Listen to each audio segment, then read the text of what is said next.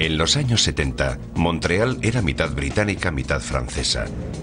Una ciudad entre el viejo y el nuevo mundo, y una entrada para el crimen organizado. Aquí tenían todo lo que querían: drogas, mujeres. Cuando la mafia empezó a vender cocaína en Montreal, la demanda se disparó. Como no tenían secuaces suficientes, la mafia reclutó a las bandas de moteros para que vendieran su mercancía. Puse dinamita y le dije que tenía 12 horas para pagar, porque el siguiente cartucho se lo metería por el culo. Pero esa alianza saltó por los aires. Moteros contra moteros. Por 20, 25 o 30 mil dólares podían matar a alguien. La sangrienta guerra que estalló entre ellos hizo que la ciudad se uniera para derrotar tanto a la mafia como a los moteros.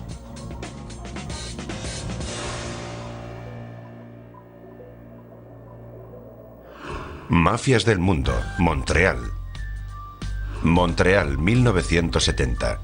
Con una población de 1.100.000 habitantes, era en ese momento la ciudad más grande de Canadá. También era la base de operaciones del crimen organizado, la mafia, principalmente localizada en Little Italy. Little Italy está al noroeste de la parte vieja de Montreal. El distrito es famoso por sus mercadillos callejeros y sus múltiples restaurantes y locales.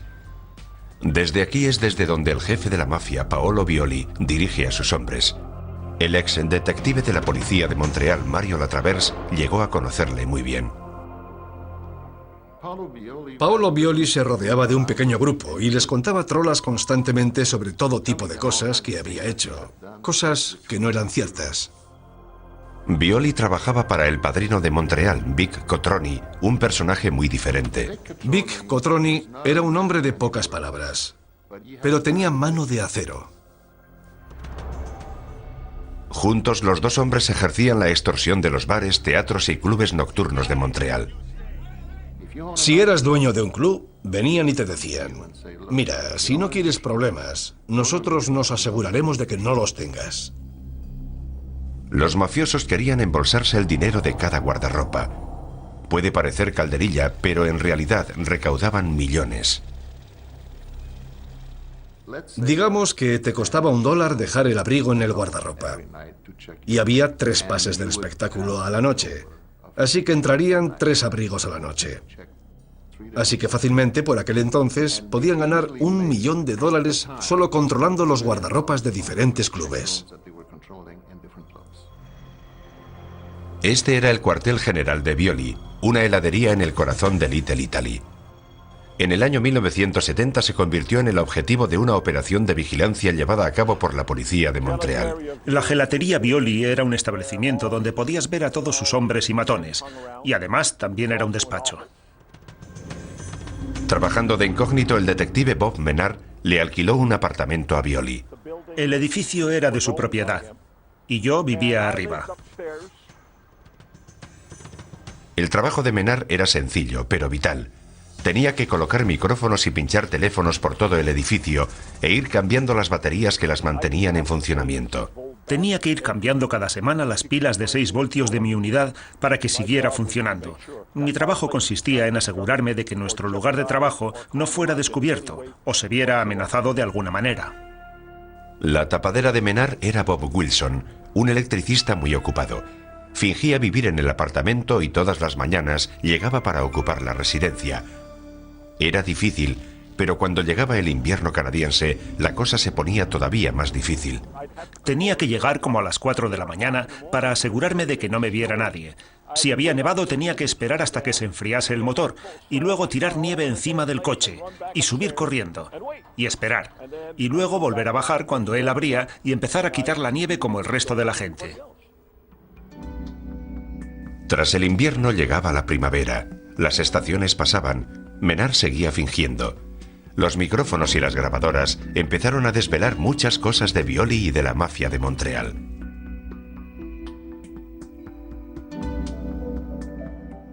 Nos proporcionó mucha información acerca del funcionamiento interno de la mafia y de los crímenes que estaban cometiendo en la zona de Montreal. En diciembre de 1972, a los 2 años de empezar la operación, se dio un gran paso hacia adelante. El padrino Vic Cotroni nombró a Violi su lugarteniente. Violi era ahora el número 2 de la mafia de Montreal. La gente venía y le presentaba sus respetos.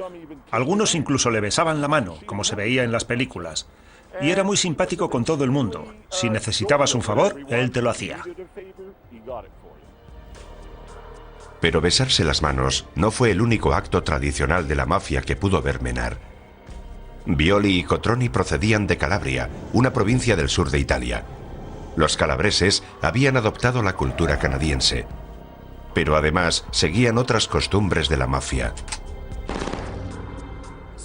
Como los calabreses trabajaban con muchos franco-canadienses, no existía la costumbre de un capitán, de un jefe, un capo y su lugarteniente, y rodearse de hombres sabios. En Montreal no tenían esa tradición. Pero los calabreses de Montreal tenían enemigos, un grupo mafioso procedente de Sicilia. Nick Risuto y su hijo Vito dirigían la facción siciliana. Para ellos, la mafia es una especie de sociedad sagrada. Ellos creen en códigos de obediencia, lealtad y respeto muy estrictos. Los sicilianos se organizaban en la mafia tal y como pone en los libros. Este choque de estilos significaba que ambas partes no se llevaban bien. Las cintas de Menard desvelaron que existía una provocativa rivalidad entre los sicilianos y los calabreses para conseguir el control de la mafia de Montreal. La paz se mantenía gracias a un benefactor del exterior, el poderoso jefe de la mafia de Nueva York, Joe Bonanno. Desde principios de los años 50, Bonanno, que también era siciliano, había actuado como árbitro en las disputas de ambas partes. Por aquel entonces se decidió que como la mayoría de la gente de Montreal era de la sección de Sicilia, que representaba a mi padre en nuestra familia aquí, en los Estados Unidos, se decidió que ellos formarían ese grupo y la familia de mi padre sería la responsable del grupo. Un día Menard vio a un visitante muy importante en la oficina de Violi. Era Bill, el hijo de Joe Bonanno. Recuerdo que yo estaba sentado ahí en el balcón con un café y un cigarrillo, y de pronto veo llegar un gran coche negro. De él salieron 3 hombres. Sale Bill y Vic Cotroni y Paulo le saludan con mucho afecto. Bill era un consejero de la familia criminal de Bonanno. En el mundo del AMPA de Nueva York es toda una eminencia. Tal es así que hace visitas regulares a Montreal para recolectar el dinero de su padre, pagos que se hacían como muestra de respeto a Bonanno padre. Pero Bill tenía otra misión, ver si había alguna señal peligrosa. Yo iba para escuchar las historias y luego pasar el informe en casa. Mi padre tenía una norma, y esa era que Dios nos había dado 2 orejas y una boca para oír tanto como hablábamos. En 1974, las hostilidades entre ambos grupos acabaron por estallar. Cuando Cotroni decidió que su compinche del grupo calabrés, Violi, fuera el jefe de la mafia de Montreal, los sicilianos se pusieron furiosos. El jefe local de los sicilianos, Nick Risuto, cree que ha llegado la hora de que los sicilianos lideren la mafia de la ciudad. Durante años, por haber dirigido sus chanchullos a su manera, Risuto había demostrado escaso respeto por Cotroni. Pero cuando se negó a reunirse con el recién nombrado jefe, Paolo Violi, el agravio fue demasiado grande. Violi quiso poner firme al desafiante siciliano. Ante la perspectiva de una muerte segura, Risuto huyó de la ciudad. Se fue con su familia de Venezuela, Sudamérica. Era un lugar seguro y fuera del alcance del largo brazo de la justicia internacional, lleno de mafiosos en fuga. Él sabía que no había tratado de extradición con Venezuela. Allí se encontró con otros mafiosos de diferentes partes del mundo que se estaban ocultando. El trabajo secreto de Menard siguió adelante. Un día Menard recibió una llamada del propio Violi, que tenía un problema en el restaurante. Algo iba mal. Paulo dijo, tengo un problema eléctrico en la entrada, las luces no van. De pronto Menard teme por su vida. Tal vez Violi sospecha de él y está poniendo a prueba su tapadera. Un electricista de verdad no tendría ningún problema en arreglar la avería. Me caía el sudor a chorros. Y se suponía que yo era un electricista que podría arreglarlo fácilmente. Estaba muy asustado.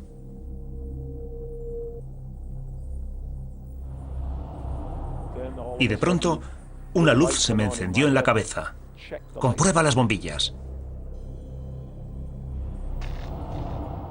Por suerte, era una bombilla fundida.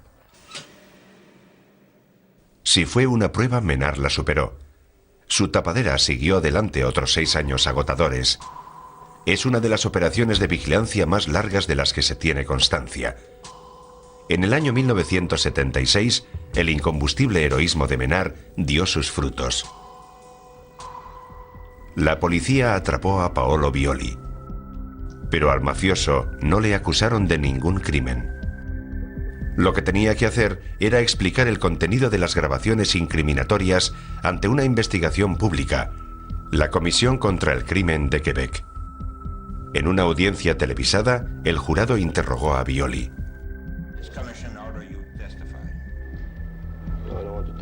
Do you refuse? I don't say I do refuse. You don't say you refuse, but you don't testify. Fue un momento dramático. Violi se vio acorralado. Si habla, se condena a sí mismo, pero su silencio solo tendría un resultado.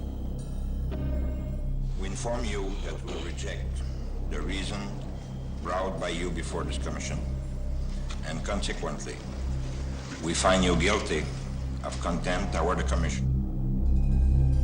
Condenaron a Violi a 1 año de cárcel por desacato. Su posición como jefe de la mafia peligra. Su reputación está hecha jirones en el mundo de Lampa. La cuestión es que le habían grabado durante 6 años y medio.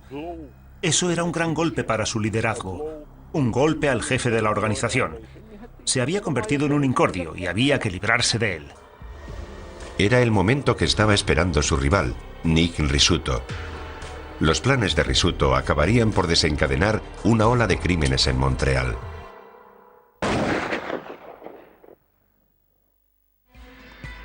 En 1976, el jefe de la mafia de Montreal, Paolo Violi, está en la cárcel por desacato al tribunal.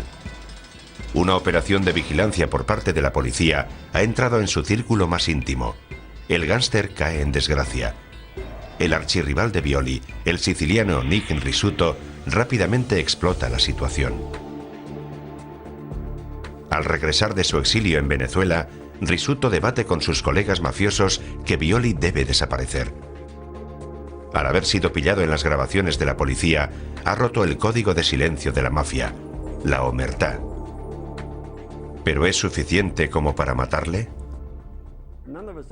Ninguno de nosotros veía nada malo en castigar a alguien que había violado las normas que un día juró mantener. El único problema es que había que saber de verdad que las había violado, y era mejor que la persona que diera la orden de eliminar a esa otra tuviera las pruebas. Matar al jefe es un gran paso, un paso que puede dar lugar a represalias. El grueso de los mafiosos no estaba muy seguro. Risuto hizo un llamamiento a la familia Bonanno de Nueva York para que apoyara el golpe a Violi.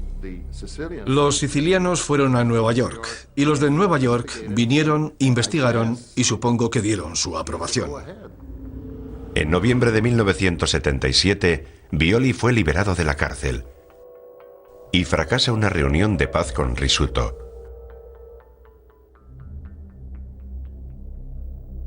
22 de enero de 1978, el calabrés Paolo Violi